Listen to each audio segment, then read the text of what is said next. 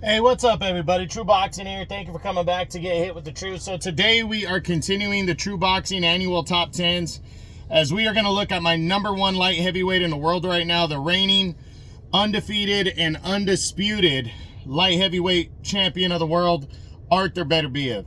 Now, before we get into that, if you could smash the like button, leave a comment, or subscribe to the channel. I really do appreciate any and all support that I can get as I continue to build my channel here. So Beterbiev entered the year number 2. Again, it was for me, he was number 2. It was the splitting hairs back and forth little battle he's had for years with Bivol, going back and forth with them depending on who they beat and how they beat him. You know, and he had only fought once in 2023, defeating Anthony Yarde. He was supposed to fight Callum Smith in August, but had to pull out in 23 with an injury. So he returned after a year layoff to take on Callum Smith, who had been out of the ring even longer than Beterbiev. And he absolutely destroyed Callum Smith. Busted him up, broke him down, stopped him in 7 rounds to retain the unified title at the time, as he only held the WBC, WBO, and the IBF titles. And then he was supposed to fight Dimitri Bivol in June to headline the 5 versus 5 card, but that fight got scrapped because Beterbiev suffered a knee injury and needed surgery. So the fight was rescheduled for October, and Artur Beterbiev would fight the fight of his life, the toughest fight of his life too. He would get out-punched by 8 punches, and he would go the distance for the first time. But Beterbiev closed the fight in the championship rounds. He fought harder in the second half of the fight as he finally got Bivol to slow down a little bit to be able to land in his range. And he fought a great fight. He did. And it was a close, very close majority decision victory for Beterbiev. But he would get the victory and capture the undisputed light heavyweight championship of the world, scoring the biggest win of his career by far, and now is the top dog without question.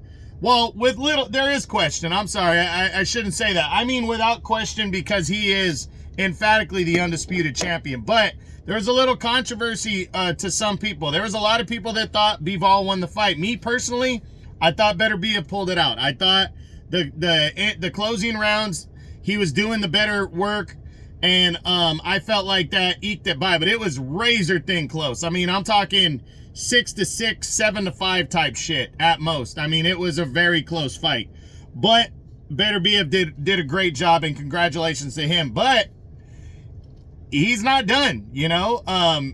Turki Al-Sheikh was able to get the IBF to not enforce their mandatory on Beterbiev next, and he has already got the rematch locked up with Dimitri Bivol.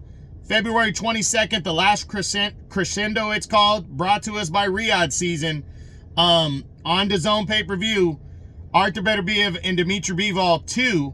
And the caveat is that is the most stacked card that I have ever seen in professional boxing.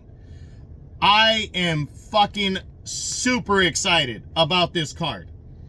From top to bottom, it is the best card I have ever seen put together, all at once. You know, it's 7 awesome ass fucking fights on the card, and it's headlined by Beterbiev Bivol. So there is going to be so much attention around this card and this fight.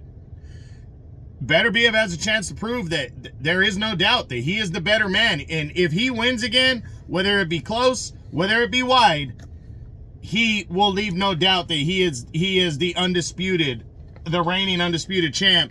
And after that, it could be, you know, I don't think Canelo has any interest in fighting Beterbiev, but maybe a little. But there's the winner of David Benavidez, David Morrell. There's the winner of Joshua Buatsi, well, and Callum Smith. I don't think he'll fight Callum Smith again.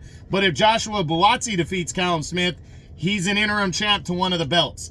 There's the mandatory defense against Michael Eifert for the IBF, even though I don't think he'll fight him. So he's going to have plenty of good, tough options. He probably won't take any of them until later in the year. But he'll probably take some time off and then fight later in the year. But I absolutely believe Artur Beterbiev will be at the top of the division if he's victorious. And I think he'll be headhunting a big fight in the second half of the year to defend his titles against. If he were to lose to Dimitri Bivol, definitely a possibility.